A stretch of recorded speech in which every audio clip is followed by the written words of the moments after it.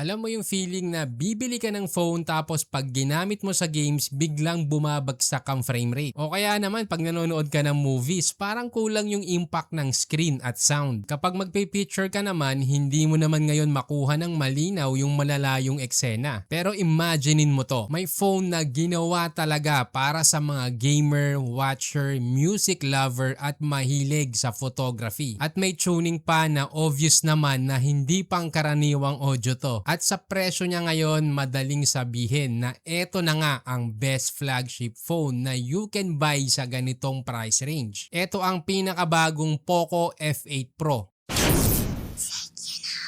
Pag-usapan natin ang design dahil ito ang unang tinitingnan ng karamihan. At dito talaga nagsashine ang Poco F8 Pro na titanium silver. Una sa lahat, may premium vibe agad dahil sa clean metallic sheen sa likod na refine ang dating. Tapos yung unibody cold sculpted glass at micro arc metal frame ay nagbibigay ng solid at confident feel pag hawak mo. Real talk, ramdam mo na agad na mukhang mamahalin. Hindi siya yung tipong pilit na nagpapa-flashy lang. Pero bawat detalye mula sa pulidong button feedback, balance na camera island hanggang sa ergonomic edges ay ramdam mong pinag-isipan. Yung IP68 rating ay dagdag tibay palalo kaya kahit outdoor shots o ulan, kampante ka. Simple naman pero classy yung Bose branding sa likod na parang finishing touch ng isang mamahaling device. Kaya overall ang masasabi ko dito, mukha siyang premium, ramdam mo yung quality at talagang stand out sa unang tingin. Pagdating naman sa display, yung tipong kahit simpleng social media scrolling mo ang sarap sa mata. Ganon ka-smooth ang 120Hz Hyper RGB AMOLED display nito. Meron din itong 6.59-inch panel na sobrang linaw at sobrang liwanag. Ang peak brightness ay 3,500 nits. Kaya kahit tirik ang araw at nasa labas ka, hindi ka na mag-iisip kung saan ka pupwesto para lang makita ang screen. Ito pa yung kinaganda, hindi lang siya basta sobrang liwanag dahil yung Hyper RGB AMOLED tech niya ay nagbibigay ng mas rich na colors kumpara sa standard na AMOLED. Sa madaling salita, mas buhay ang mga pulang shades at mas solid naman ang mga green at blue. Kaya kapag nanonood ka ng Netflix o YouTube, parang may cinematic layer sa bawat eksena. Meron din itong HDR10 Plus at Dolby Vision na nagbibigay ng dynamic range na malalim at contrast. At meron din itong Gorilla Glass 7i. Ibig sabihin may extra protection ka sa mga scratches. Well, hindi ito invisible shield pero sa pang-araw-araw na gamit, yung mga small drops, may peace of mind ka. Sa madaling salita, ito yung display na hindi lang pang casual, kung hindi pang gamer, pang movie lover, pang editor at pang social media heavy user. Hindi ka na talaga lugi dito. Ngayon, kung vlogger ka, dapat talaga panoorin mo to. Pagdating sa camera, meron tong triple lens setup at real talk. Sa price range nito, hindi lahat ng phone kayang magbigay ng camera experience na premium ang dating. Dito sa F8 Pro, makikita mo agad na hindi sila nagtipid. Bakit ko nasabi yan? Dahil meron tong 50 megapixel main camera na may magandang OIS. Kaya kahit naglalakad ako dito sa video natin, steady ang kuha. Tinry ko pa siyang gamitin habang bumababa ako ng hagdan at ang ganda pa rin ng stability. Dito mo makikita kung gaano ka-effective ang OIS dahil kahit may movement, hindi ka mahihilo pagka pinapanood mo na yung clip dahil stable pa rin ang video. Kaya din itong mag-record ng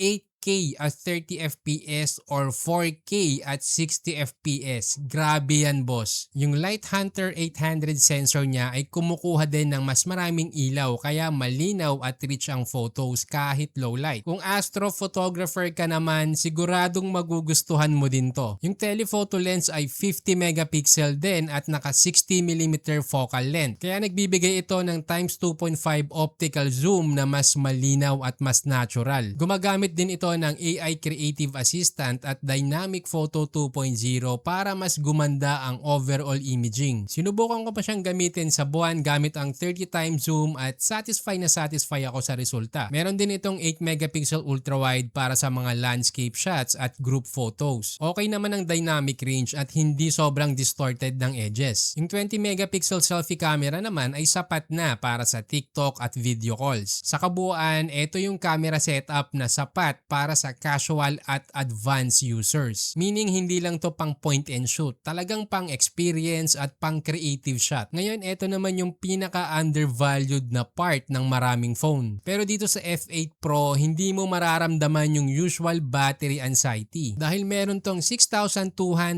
mAh battery. Well, para sa isang flagship level device, malaki na to. Well, hindi nga lang kasama ang charger sa box na common naman na sa mga flagship ngayon. Pero syempre, mas maganda sana kung meron. Pero ito yung good news. Compatible ito sa 100 watts turbo fast charging. Kaya once na gumamit ka ng supported na charger, full charge ka na in around 30 minutes. Para ka lang nag-coffee break, napakalaking bagay nito lalo na kung lagi ka sa labas o fieldwork. Ngayon, kung music lover ka o mahilig ka sa entertainment, ito ang unang phone ni Poco na may sound by Bose tuning. May 2.1 channel setup to. Sa madaling salita, hindi lang left at right speaker ang gumagana. May hiwalay pa siyang low frequency unit na nagbibigay ng mas buo na tunog. Kaya imbis na parang dalawang butas lang ang pinanggagalingan ng audio, parang umiikot sa'yo yung sound. Para sa mga hindi nakakaalam, ang Bose ay isang pinakakilalang audio brand sa mundo. Kilala sila sa mga premium headphones, speakers at home theater setup. Pag ginamit mo to, yung bass may lalim, hindi sabog. Yung dialogue naman klaro, kaya hindi ka hirap intindihin kahit naka-low volume ka. Sa games naman tulad ng PUBG, ramdam mo kung saan nanggagaling yung footsteps. Explain ko na din, ang maganda kasi dito, hindi lang ito tungkol sa lakas ng speaker. Well, oo, given na yon, malakas siya. Pero mas refined ang tunog, mas clear ang vocals at mas buo ang bass dahil sa involvement ng Bose. Sa madaling salita, ito yung klase ng audio experience na hindi mo makikita sa karamihan ng phone sa ganitong presyo. Ito yung sample audio natin.